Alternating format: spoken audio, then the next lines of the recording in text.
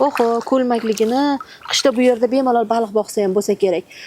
Qishda aynan mana shunday ko'lmakka, yozda esa chang bo'ronlarga aylanadigan ko'chadagi noqulayliklardan aziyat chekayotgan Farg'ona viloyati Toshloq tumani Suvboshi mahalla fuqarolar yig'inida yashovchi aholi vakillari Millar dasturiga murojaat qildi.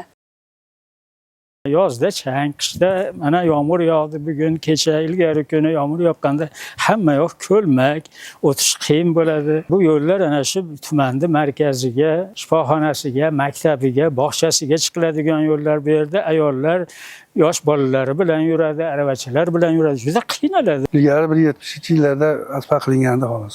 O'sha bo'yicha yurganida o'zimiz asfaltni yamab yurganmiz. Biz murojaat bilan bir necha marta tuman hokimiga murojaat qildik. Hal biror marta javob qaytarmadi. O'tgan yili shu ko'chamizga suv tushirganimizda hokimlikka chiqqanimizda sizlar tushiradigan suvni asfaltni qilib beramiz degan. Suvni mahalla o'zimiz hashar yo'li bilan tushirganmiz. Mana shu hozir ana yo'l shaharga, rayonga olib ketadi. Ashaddan maktab bolalari, o'quvchilar bog'chaga, mana ertadan bondotga, shomga, masjidga boriladi. Hozir hech narsa bor. 4 kunda qishda yo'llar suv, loy bo'lib ketadi. Masjidga borgani yo'llarda yiqilib ham tushyapti oqsoqollarimiz. Mana hozir o'zlaring ko'rishlari mumkin, hamma yo'q suv. Ma'lumotlar qilyapti deganda biz tashlashga kelib, biz tashlab qaramaymiz. Biz ma'lum shaharga kirib tushadigan, Toshloq tumani asfalt qilayotganda qilmay ketishgan. Shu qolib ketgan, lekin va'da berishgan, qilib beramiz deydi, endi unga ham 1-2 yil bo'lib qoldi. Yozda ayniqsa chang juda. Neralarimiz ko'chaga qaragan. Meni kelinim shu changga allergiya bo'lib, kasal bo'lib, boshida turolmayapti. Domga olib chiqib qo'yganmiz. Asfalt bo'lib qolsa, changlar ham yo'qolib qolardi. Yomg'ir, qorda hamma yo'q loy bo'ladi, yozda chang bo'ladi. Kattalar yurolmayapti. Yoshlar qo'yavering, bir eshikka chiqadi, yosh bolasi yugurib, siyg'anib yiqiladi. Usti loy bo'ladi. Yangi rais eshik ali vakil jo'natib mani saylasalaring 100% javob asfalt qildirib beraman deb va'da bergan.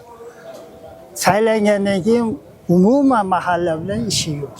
Kattalar yiqilib ham tushadi, mashina o'tganda usti loy ham bo'lib o'tib ketadi.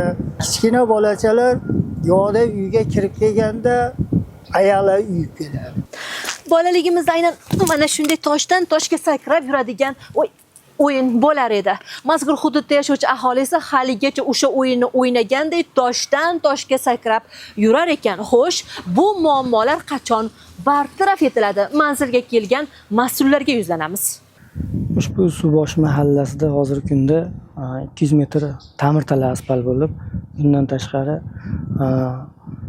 asfaltlashadigan qismi bor, yana 500 metr. Bularda 2025-yilda birinchi oyda mening yo'lim dasturi bor.